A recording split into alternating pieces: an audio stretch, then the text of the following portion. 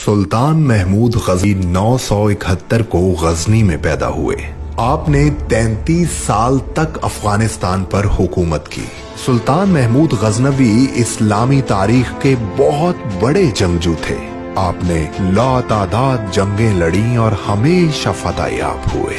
सुल्तान महमूद गजनवी को हिंदुस्तान में बुत शिकन के नाम से जाना जाता था, क्योंकि आप जहां जाते हुजूर नबी करीम सल्लल्लाहु अलैहि वसल्लम की सुन्नत के मुताबिक बुत तोड़ते चले जाते। जब हिंदुस्तान के राजाओं की अयाशियों की खबर आप तक पहुंची तो आपने इरादा कर लिया कि इस बुत परस्त धरती पर अब परचमे इस्लाम ही लहराएगा। इज्तिमाई नमाज फज्र अदा की गई और खुदा की मदद से एक अजीम लश्कर फतेह हिंद के लिए निकल पड़ा। उधर हिंदुस्तान के पंडितों ने महमूद गजनवी से निपटने के लिए सोमनाथ के मंदिर को अपना मरकज बना लिया। सोमनाथ हिंदुस्तान का सबसे बड़ा और नाकाबिले तस्खीर मंदिर था, जिसकी खिदमत के लिए 2000 गांव वक्फ थे। 10,000 राजपूतों की फौज हर वक्त सीना सिपर रहती थी। जब महमूद गजनवी सोमनाथ पर हमले के लिए पहुंचे तो हजारों की तादाद में मुकामी बाशिंदे भी अपने मंदिर को बचाने आ गए। दुश्मनों की तादाद मुसलमानों से कई गुना बढ़ गई। महमूद गजनवी के लश्कर को चारों जानिब से घेर लिया गया।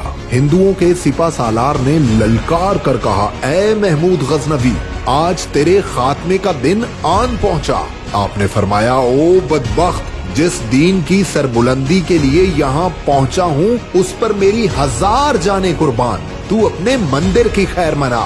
आपने नाराए तकबीर बुलंद किया और दुश्मन पर टूट पड़े। अल्लाह की मदद से आपकी तलवार बिजली बनकर लपकने लगी। आप तलवार घुमाते जाते और दुश्मनों के सर तन से जुदा होते जाते थे। पलक झपकते हर तरफ लाशों के ढेर लग गए। हिंदुओं के लश्कर में भगदड़ मच गई।